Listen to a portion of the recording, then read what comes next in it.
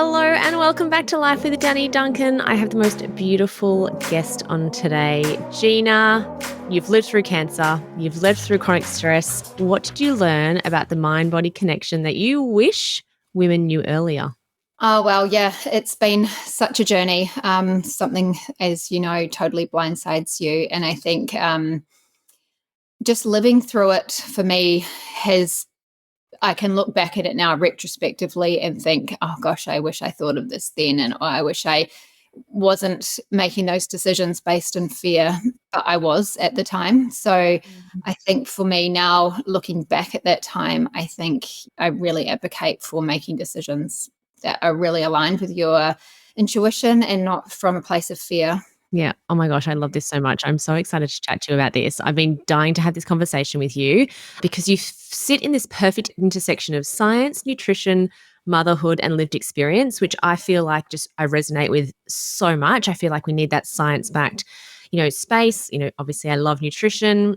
I'm a mum and I've lived experience. So I love where you sit in this space. And I love that it's not just a one size fits all or a all or nothing thing. Women are exhausted, inflamed, chronically stressed. I talk to women every day who are just so stressed. Everyone sort of just pretends that they're not stressed. But you've been through cancer and you've seen how stress shows up in the body. You've seen what happens when we ignore the signs. You've also seen how powerful the brain is in healing. So today I really want to talk to you about, and let me get this right, psychoneuroimmunology, or PNI as you just said I can call it. And this is how stress talks to your immune system. So I am so excited. So welcome to Life with Danni, Duncan. This has probably just sparked my interest in the last 2 years. It's just been an area where I've seen my own health flourish from understanding this more, but then also what I've noticed in patients as well. And I guess if we just unpack psychoneuroimmunology, the psycho is your thoughts and your emotions, the neuro is your nervous system, and immunology is your immune function. And they're not three separate systems. It's one conversation that's happening in your body with all of those three things. And I think if we really understand and acknowledge that, then we can use it to its power. And on the flip side, if we don't understand that, it can also be detrimental to our health as well. So something that I'm fascinated about. I'm definitely not an expert on this topic. I've just delved deep into lots of education and information around it, but something that I feel like we can bring to light, because I feel like this space of energy medicine is going to be the next emerging space of medicine. For sure. I think, when we were discussing what to discuss on this poddy, I don't know if you had seen my reel or it was just intuition and perfect timing, but I had just done a reel a couple of weeks ago after my own surgeon appointment where I was saying how, I sit there and said to him, like, I still get a bit, I don't understand. Like, I'm healthy. I eat well. I move my body. I don't smoke. And he said to me, Danni, the biggest risk factor of your cancer returning is your stress. And it was just the biggest eye-opener when he said that. And when I think back to my life, and potentially not necessarily the only why, with contributing factors and things like that, I was like, wow. And then when you said, let's talk about this, and I sort of Googled it and looked into what it was, I was like, oh, this is perfect. This is perfect, because I think we can eat all the good foods and we can eat all our veggies and we can do all that and we can exercise and move our bodies. But if we don't look after this area, it's not going to save us, right? 100%. And I think that your perception, and perception is the biggest word there, your perception of safety is your most powerful immune signal your body receives. And I think when we can really understand that this perception of stress and what it's having on every cell in our body gives us so much insight into how we go about our days and our perception of what's a stress. Are these like micro stresses that are happening in our world that are contributing and like building? So when I look at like micro stresses, I'm thinking of things like artificial lights. Like if we go all the way back to like our primal evolutionary perspective, we came from having long hours of rest, lots of natural sunlight, we had community, we had seasonal food. This is how we're supposed to live. And then when we look at ourselves now, we are having these constant microdoses of stress. So it's things like the artificial life, it's minimal rest, it's like this constant doing. And then we add all the things like dysregulated blood sugars from inflammatory foods or processed foods. And even this kind of social isolation that we never used to have Yeah. Even though we're more connected through things like social media, we're actually more socially isolated. And these are Yeah. all, to me, like micro stresses in the body. And I feel like if we just keep going back to this primal way of living, then Yeah. that kind of supports what our nervous systems are needing. Yeah, I love that. It's because people don't realize that every thought has a physiological consequence. So, Mhm. can you explain in plain English as well how our brain can literally switch our immune system on and off? Yeah. So your hypothalamus in your brain has one key job, and it's constantly surveying, am I safe? So this hypothalamus talks to the pituitary gland, which then talks to the adrenal glands or the ovaries. There's lots of axes in the body where there's a communication pathway. But this hypothalamus is always assessing, am I safe? And if we are rushing around, or like this perception of my inbox is overflowing, or I've got to get out the door by 8 o'clock in the morning and my kids aren't ready, or I'm malnourished, I'm over exercising and I'm not getting enough nutrients. And the hypothalamus is thinking, I'm either going into a famine. If we go back to this kind of evolutionary perspective, there's a famine, I'm not safe, I'm in threat. And so then what's happening in the body is the body's saying, okay, we need to survive. We're not in a safe zone. So our cortisol rises, our adrenaline rises, our blood sugar levels rise to send blood and energy to our peripheries so that we can get away, which then diverts energy away from our digestive system. And then we see things like our progesterone, which is dropped. So the hypothalamus is saying it's not a safe time to ovulate and reproduce. I won't ovulate and produce progesterone this month. And then we have this imbalance between estrogen and progesterone, which then is a cascade of events, because we know that estrogen and progesterone need to be in balance and they work together harmoniously. But when progesterone's not there, we have unopposed estrogen, which is proliferative. It makes cells grow. So what Yeah. we need to do is come back to our hypothalamus is asking, am I safe? And when we're looking at our environment, are we rushing? Are we stressed? Are we getting nutrients into our bodies? Are we having white space in our day where we have nothing booked in and we can sit in silence and meditate, or ground ourselves to be walking barefoot or go into nature, look at the daylight without sunglasses on and exposing our eyes to natural light? Like, all of these things are what our hypothalamus is assessing all the time. Yeah, wow. As you're talking, I'm just thinking about my kids and my days, and I'm not going to, I have gotten way better over the last, especially few months, but still so much I need to do. But I'm just thinking of, and I'm sort of digressing a little bit, but I'm thinking of our poor little kiddies and how they feel if we're in that heightened stress mode of quickly rush. What are we doing? What's going on? What are that? Their little brains are not even developed enough to cope with this. No wonder we're having issues there, right? Absolutely. I think I read a quote the other day and it said, my children slow me down, but perhaps that's the whole point. And I was like, oh, yes, because Yeah. we need to slow down. We don't need to rush everywhere. And our children slowing us down, they're actually so intuitive and connected before we kind of bring them out of that. But just Sure. slowing down is so important. For sure. We do hear that stress causes inflammation, but how? Like, what is actually happening inside a woman's body when she's overwhelmed? Yeah. So all of those things that we've kind of just spoken to. So Yeah. those inflammatory, like, cytokines are released into the Yeah. bloodstream. Then the play on the hormones, Yeah. diversion of blood to the peripheries, which then Yeah. slows down our digestion. And then we see like Yeah. this kind of adipose tissue or fat that's kind of building in the stomach area. All these kind Yeah. of things, which Yeah. kind of cascade events that happen from our body being in stress. Yeah. Yeah. I feel like women especially massively underestimate how dangerous chronic stress can be. And, especially with women that I talk to, they are on that sort of heightened motion all the time, oh, it doesn't matter, like, I'm stressed, it doesn't matter. You hear this so often, oh, I'll slow down when. Is this something you're seeing also more often and often and often, like people just running on this high stress? Yeah, absolutely. And I think I'm very conscious of this myself. And there's Mm, this like perfectionism and productivity addiction in our mm, culture. And I feel I'm very mindful of this myself, because I'm a very type A perfectionist, and I like to think, how am I making the most of my hours and my time? Am I being productive? But mm, actually, not being productive is the most mm. beneficial thing for our health sometimes. And Yeah. I see this sometimes where I see this kind of perfectionist personalities feeding into things like our diet, or like having this perfect diet and counting calories and things like that. But actually, the way we eat food and our relationship with food is having more of an impact on our health than the food Mm. itself.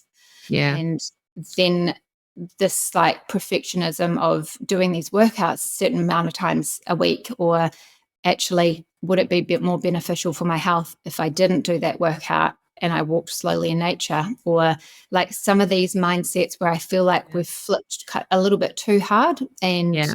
pulling back a little bit could be so beneficial for so many women. For sure. I mean, I love a 10-minute walk outside in the afternoon, you know? A lot of the time I pop out when I have so much to do as well, and I literally just go, "You know what? I'm going for a walk," because I feel like sometimes as well, when you're in that state, you're actually not as productive as you could be anyway, because you're so stressed and heightened and, like you said, trying to be perfect, like, so perfect that, yeah, sometimes I just go, "You know what? I'm leaving it all." I actually just had a meeting just before I jumped on with you actually, and my marketing girl was like, "Okay, so we're launching this on Friday. It's a particular thing we're doing."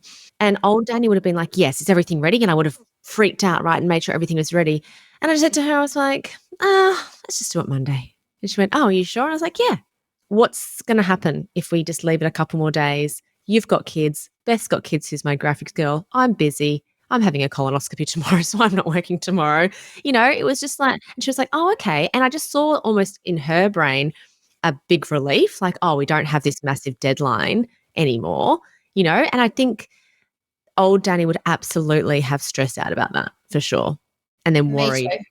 too. Mm, I would have pushed through. I would have worked at mm, night till I went to mhm. bed and had those blue lights in my eyes, and then Yep. not had the most restorative sleep, and then just Yeah. woke up again the next day. But I think for me and you, it sounds like that having a big health scare and a wake up call Yeah. has then prioritized that for us. And I would 100%. love people to not have to have this No. huge wake up call to then say, hey, this isn't benefiting my health. Yeah, I totally agree. And maybe that's, you know, hopefully while we've got our platform, so we can be the, you know, the ones that go, "Look, this is what's happened, and look at us." You know, people do say, "Danny, like, you were so fit and healthy." And I'm like, "I know, but it's the slowing down sometimes that is the biggest thing." And yeah, I hate that I've had to have this happen for that to, for me to do that. It doesn't change my type A wanting everything to be, you know, it doesn't change that. It just means I take that more time, you know, which I get really proud of as well sometimes. Yeah, um, absolutely. Right. are women more vulnerable to stress-related illnesses than men? Because, like, let's just not rule out that bowel cancer specifically is men and women. It's not just women. So are we more vulnerable as women to stress-related diseases or? Yeah, well, if we just think about the hormones in itself, like if we Mm, think of a woman's hormones and that HPA axis and the HPO, so hypothalamus pituitary ovary axis, men don't have that. So no. we need to have these surges of hormones throughout our cycle to get the benefits from them as well. And if we are in this heightened state of stress and we're not ovulating and we don't get that surge of progesterone, then we get that raise in or unopposed estrogen. So yes, there's that side of it. But then I also see the other side of women have made marvelous traction in getting back into the workforce and being a voice and having all this momentum, but the workload hasn't changed in the home. And Yeah. there's been so much research to say that women are working a full-time job and they're also the primary caregivers and carry the mental load of the home as well. Mm, And it's not to say that men haven't stepped up or they're not doing that, but we have progressed in the workforce, but then also carrying this emotional and invisible load and the primary caregivers in the house as well. And I think that contribution of doing so much yeah. definitely has an impact on women's health as well. Yeah, it's interesting. I was talking to my brother about this the other day actually because, yeah, we have progressed so far, right? Especially, you know, women in huge positions now are doing so well. But like you said, I feel like even though I have a very supportive, very hands-on husband, I still carry most of the mental load, you know? And so, yeah, you're right. I'm guessing that is having a massive impact. I don't know, actually know the answer to change about that. Yeah, I think we've kind of broken our own backs here. Yeah. We've really advocated for us to have a seat at the table and to be in the workforce, but then we also need to learn to delegate and to share that workload as well. Sometimes it can be hard to Like, I think if I just empty the dishwasher myself, I'll get it done very quickly and everything will be in the right spot. But if someone else does it, it might not be. But then that falls back on me. So it's, And yeah.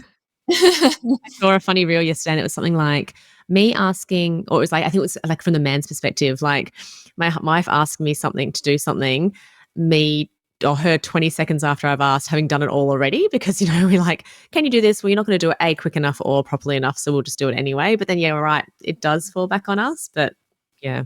What is one habit women think is healthy, but it's actually making everything worse?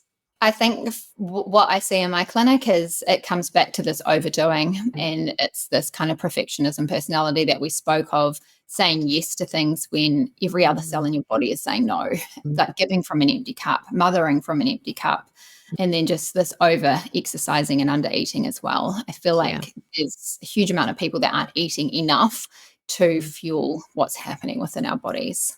Is that enough in general, or enough nutritious food? I mean, with the rise in ultra processed food and everything like that, are we seeing not enough people having enough whole foods to actually sustain their organ function? Yeah, it's enough nutrients. So what we see is that people are overfed and undernourished, and they're not getting the nutrients that they're needing to support ovulation or to support their neurotransmitters being made, or even when we're looking at our immune system or preventative medicine in terms of making sure that our immune system's functioning its best, it's definitely getting the most nutrient dense whole foods in. Yeah. Let's just talk about cancer for a sec. So when you went through cancer, did you notice moments where your mindset or emotional state directly changed how your body coped with treatment? Yeah, in both ways. So I think I was diagnosed and I had a surgeon say, Jenny, you just have to throw everything at this. And I literally did. And I think this is where this type A personality comes into play really strong. I was like, I am going to beat this. I know all the things and I'm going to do everything. And then I was like, actually, I'm way doing too much. And so I did throw everything at it. I did all the holistic things, but then also did 2 rounds of chemotherapy. And I think about my mindset going into chemotherapy, and I was very adverse to it. I was like, oh, this just didn't feel right to me. I didn't want to do it, but I was doing everything. I just wanted to do everything I could.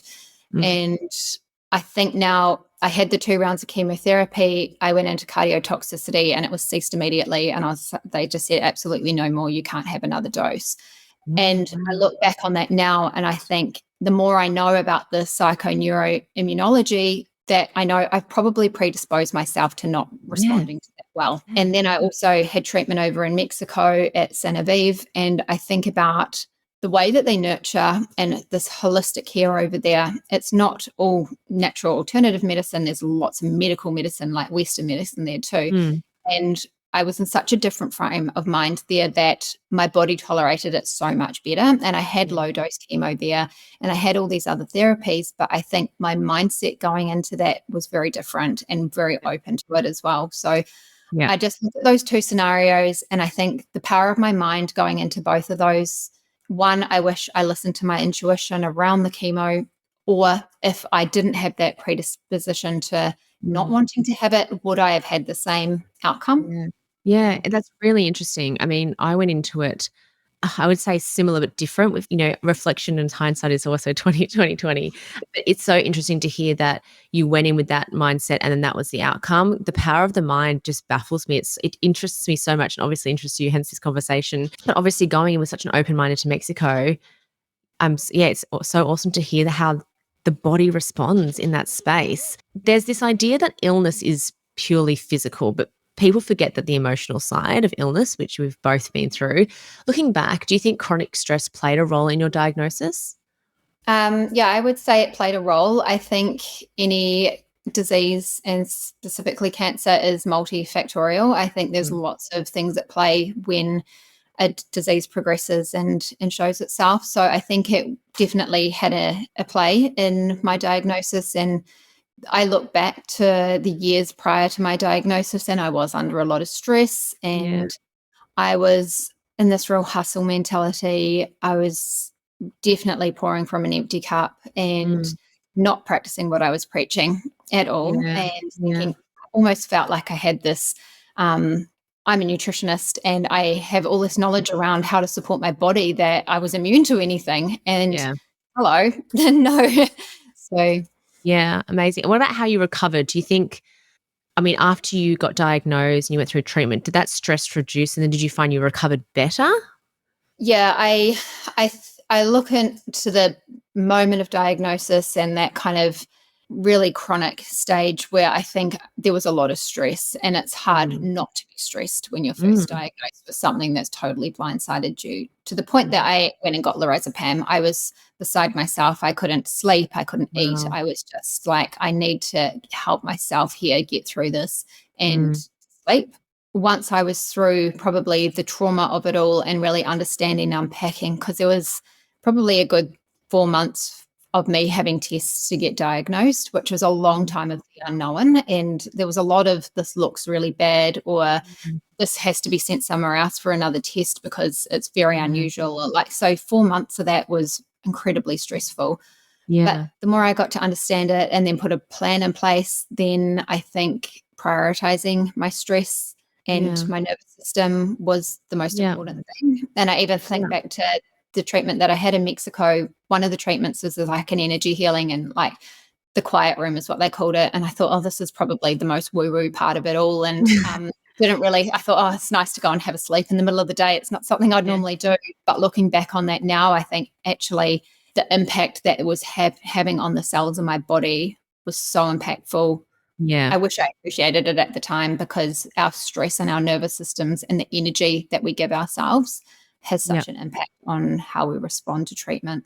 Do you still do all those things now? So after, after the fact, do you rest more now? Do you take things slow? Do you still go and have a nap in the middle of the day now? Yeah, I don't have a nap in the middle of the day, but I definitely prioritize time in nature, like walking barefoot to the redwoods. We've got beautiful redwoods here in Yeah. New Zealand, and I walk Yeah. barefoot. People look at me like, what the hippie, you've got no shoes.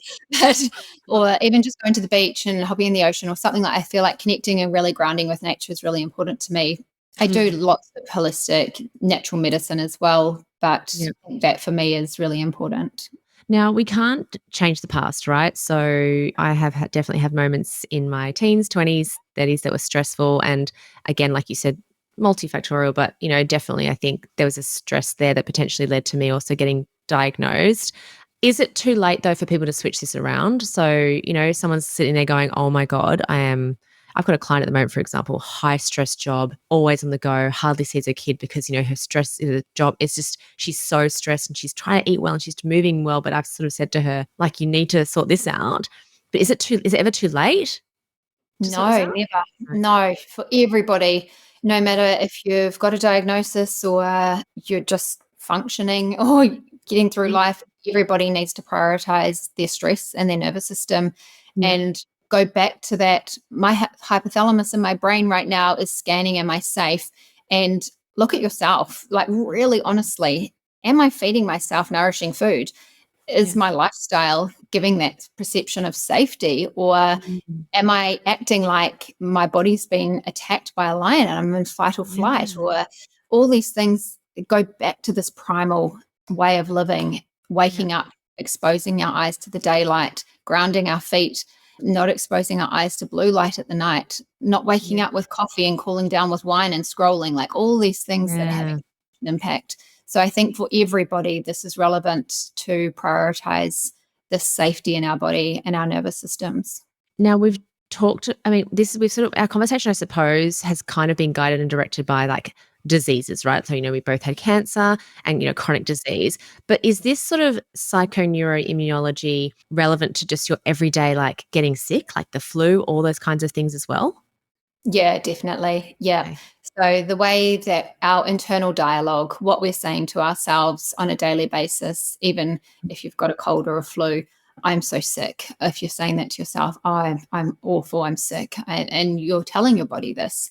Mm. If you say I'm healing, I am supporting my health, I am feeling well, all these things, you're telling your body that as well. So I think all of our internal dialogue, no matter what's going on in our bodies, whether there's a diagnosis or not, is definitely something to be very mindful of. Yeah, it's really interesting hearing you say that because obviously everyone's got different kind of people in their lives, and I've definitely got some people in their lives that will go down that route of when they are sick, doing that. Oh, I'm so sick. And then, then they do look sick and then they are sick. And then you think, oh, whereas I've got someone else in my life who you would never hear them say anything and they've got cancer. And you'd never hear them say, my stepdad, you never hear him say anything about being sick. You ask him how he is and he always says something positive, even though he's got, stage 4, thyroid. You'd never hear it, but he's still here and he keeps going. It's incredible. And so it's, for me, those two differences, it's just a real example of how strong our brains are, which is incredible. Yeah, I don't know if you were like this too, but I know that when I was diagnosed and I had chemo and lost my hair, I actually didn't want to feel like a sick person. I didn't want to look like a sick person. And I didn't even want to show up online like a sick person. For me, Yeah. I was like, my mindset, I know that some people become their disease and it's very consuming. But I know for me, I was like, right, this has happened. I'm moving through it. I don't want to know a prognosis. I've got a diagnosis, but I'm paving my direction and being an advocate and really kind of steering the way. And I think looking back, I didn't know a lot about this, but I look back now and I think actually I was doing this because I didn't want to be a sick person. Yeah, 100%. And I think I went into it going, in my head, I think in the movies, chemotherapy and cancer gets pictured as this, you're sick all the time, you lose all this weight, you look literally like a sick person. And I was the same. I was like, I don't want to be like that. And I remember sitting in the chemo chair and thinking, this is healing me. It's healing me. It's not ruining me. It's just healing me. And I tried to think of it that way. And I would still like be bubbly and do, not come across as that sick person. And people used to say to me, oh, you don't look like you have cancer, And I was like, yeah, well, it's just this thing I've got and it's going to go away. So it's just, temporary. Yeah. Yeah. A bump in the road. Exactly. So if a woman's listening to this right now and she's been living in survival mode, kids, work, no sleep, pushing through all the things, what is happening to her immune system long term? Yeah, so this is when we're kind of talking about these like micro doses of threat, and this chronic stress is quite slow. So I look back and I think like chronic stress is these little things that like the blue light or the under eating, all those kind of things that we've just spoken about. This is all slowly happening within our bodies. But then when there's a diagnosis, it feels very sudden. All of a sudden, it's like this has happened from this moment right now. But nothing big happens like instantly. It's all a big slow lead up. So for me, the road in is the road out. Yeah. And when there's a diagnosis, I think we need to be honest with ourselves and unpack, how did I get here? I need to get out the same way. And if stress or unresolved trauma or a diet or something has led us here, then that's our way out too. So I love that. I love that. I think as well, lots of people, if they do get diagnosed or if something happens, even just, everyday flus or whatever, I don't think they do what you just said, which I love that, like, okay, what's got me here? And how do I get myself out of this? And I think doing the same thing is not going to lead you like down the right path, right? You need to be able to make those changes. Is it true that your body cannot heal while you're stressed? I would agree with that. Yeah. Yeah. Your nervous system is having such a huge impact on your body and it needs to know it's safe. If you're feeling stressed and it's not safe, then it's not going to heal. So Yeah. prioritizing your nervous system, I think, Yeah. is foundational for everybody. Because we produce cancer cells every day, right? All the time. We're constantly producing them. So stress will then impact those cancer cells will impact those cancer cells in a negative way, right? And help them mutate, I guess. Is that correct? Yeah. So if your immune system is dampened and you're not having a good immune response, and then there's one of those cancer cells floating around that the immune system hasn't gobbled up, then it can proliferate and grow. But if Yeah. your immune system is working robustly, then it's going to stop it. So if we're living in a state of fight and flight and we're constantly wired and tired, then our immune system's not given the chance to respond as well because it's prioritizing survival. Yes, right. Oh my gosh, this is so interesting. So what does healing mode actually look like in regards to our, I suppose, stress and cells? Do you mean like how are we supporting ourselves to be healing? Yeah, so if the body can't heal in stress and someone is, say, in that survival mode, we need to, I suppose, what is, I suppose, something they can do to get into healing mode in that state? Like, what does the body need to do? I would go back to this primal living and Yeah. how did we behave from an evolutionary perspective prior to all of the modernization of our life right now, what's happened. So how do we go back to that? And it's go out into nature, expose your eyes to light, stand in a wide open space, because back in the day, before we had all these houses and blue lights in our faces, we would be out in nature in a big open space. Like if you think of an animal that is staring into space and not moving for hours on end, that's what humans are doing looking at computers. And if you saw an animal doing that, you'd think it was quite unwell. So what's that telling our brains? If we're sitting there staring at a screen for 8 hours a day, then what's happening in our bodies? So it's movement, it's going out into the daylight, it's getting back into nature, it's grounding, putting our feet on the ground, it's breathing slowly. Like our breath is the first way that we can downregulate our nervous system and come back to a state of rest and digest. So really deep, nourishing breaths. There's so much beautiful breath work out there now. And then all those other things, like I said, like exposing your eyes to the morning light and the sun on your face. I love that. You know what? You talk about those open spaces. I think as humans, well, I don't know. This is my experience, but I sometimes crave that. Do you know, you're ever driving down the highway and you see those big open fields and you're like, I just want to run wild in there and deep breath. And, you know, we do try and do things with the kids and get out a lot. And we're going down to this little farm in Torquay next week. I'm so excited. The kids love it down there.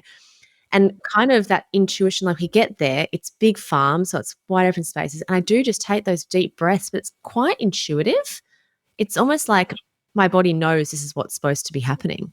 Yeah. And if you think back to like evolution, that if we were out in a big open wide space and we had our arms out and our eyes open and we were feeling calm, we know we're not in danger. So if we are gone back into the cave and we are sick, or like that's when an animal's not well, so it's taking it back in the cave and you're hibernating. But if we're getting out into nature and we're exposing ourselves and not living in this space of fear, then it has profound impacts on our body. Yeah, I love this. I know we've talked about a couple of these, but what are your non-negotiables for lowering inflammation and boosting immunity? So I know we've talked about, the wide open spaces, the sunlight, the breath. Anything else? What other non-negotiables do we have? It's, for me, definitely the screens in the face. Waking up with a screen and going to sleep with a screen is not ideal. If we're lowering inflammation, we're wanting to really nourish ourselves with low inflammatory foods. So removing things like our seed oils or our ultra-processed foods, any of these like really high sugar refined carbohydrates and things like that, which are always promoting inflammation in the body. I mean, reducing inflammation will then boost our immunity at the same time, right? Yeah. After everything you've been through, what do you now believe is the biggest predictor of health? It is living in a place of safety. So if you in your mind can say that I am safe, then that's going to predict good health. Yeah, I love that. I asked the same question to someone a little while ago, and it was a beautiful response as well. It's like that sense of community, but I guess when you've got that sense of community, you've got that safety, right? Because you feel protected in the space of others. Such a nice way. Yeah, I love that. I'm so intrigued now. I'm going to slow down and just like you said, I think I've been talking a lot lately about slowing down and taking a step back and realizing you don't have to actually make decisions on the fly. We can slow down and make that really informed, thought out decision. But now you've said that, I'm really going to just tap in and see, like, am I safe? I love that sort of question. Am I safe? Yeah. And I wish I kind of thought about this when I was making big decisions about my treatment as well, because I think we can really sit in a place of fear when you have to make these big decisions for your health if you've been diagnosed with something. But it's taken years to get you there. Nothing's going to change overnight or in a week. And I almost felt this like rush or this urgency that I had to make a decision, and it was all so much fear. And that's probably where there's kind of this disconnection between some Western medicine and alternative medicine, is that everything's so separate, and it's kind of bringing it all back together as well. Like our systems in our body don't work independently, they will work together. But when you're working within a Western kind of medical system, then you've got like a heart doctor or an oncologist or someone that does your hormones. But within our body, all these systems are working together. So it's kind of like, how can we step into our health in that way as well? And how do we support ourselves holistically rather than separately? Yeah. I reckon in this, I mean, you've got a long way to go, Gina, but in this day and age with everyone being so rushed, and, you know, it's a message you're just going to have to keep putting out there over and over and over again, because it's not going to change unless we change. And we've got little kiddies that are seeing us in these heightened states of stress, right? And I think it started with potentially our generation. My mum was always like, she's a doctor, she's, always on the go. But if I look back to then her mum didn't work. So, she's experienced that, where we've lost that now. We've lost that generation of calm and, simplicity and rush. So Yeah. yeah. I think we're probably the first generation of women or everyone to have back into the workforce, to be raising families, but also the online presence as Mm, well. Our parents didn't have that. So I no, feel like I would watch my mum who was working, but then at the end of the day, she wasn't online, or no. she had community and was connected as well. Now I feel like everyone's connecting via social media, which is very unsocial. And we've lost that sense Mm, of community in that way too. So we are probably the first generation to be going into menopause with this, to be understanding these chronic diseases with this yeah. lifestyle, and the way that we brought up in the 90s with our diet and Mm, the way of living, and now also with the online situation as well with yeah. everything. Yeah. Yeah. It's definitely a lead by example thing, and it's just got to actively make those changes. And I think, like we said earlier, don't let it get to a point where you actually get cancer to make those changes either. What would you tell the woman who's exhausted, inflamed, anxious, and feels like her body is working against her? What would be, I mean, we've talked about it already today, but what would you say to her? I would say that just to sit with yourself, to meditate. Like for me, learning to meditate was probably one of the biggest gifts I could give myself. There's so many beautiful tools online where we can learn to meditate, but it's just to create some white space in your day where you've got nothing scheduled in, and Yeah. to just be in that moment. I love that you're calling it white space. In my head, my type A personality goes, what am I going to do though? That's a bit, Exactly. And that's the thing. Do extraordinary things when we're not distracted or we're not yeah. busy. And if you can take yourself away from a phone, if you can take yourself away from doing and just sit, you'll be so surprised what comes to your mind, like the creativity and the healing that happens within your body when you can just Mm, sit and do nothing. It's a yeah. hard thing to do. You have to practice Yeah. it. It's really Totally. hard because we've been trained not to do this, but it's Yeah. really fundamental for our cells and our health.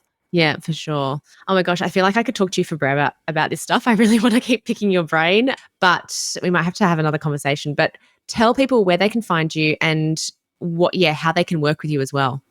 Yeah, so online on Instagram, I'm Gina.Urlich, and then also the same website where we see women one-on-one for consultations. Amazing. Thank you so much for coming on Life with Danni Duncan. Thanks for having me.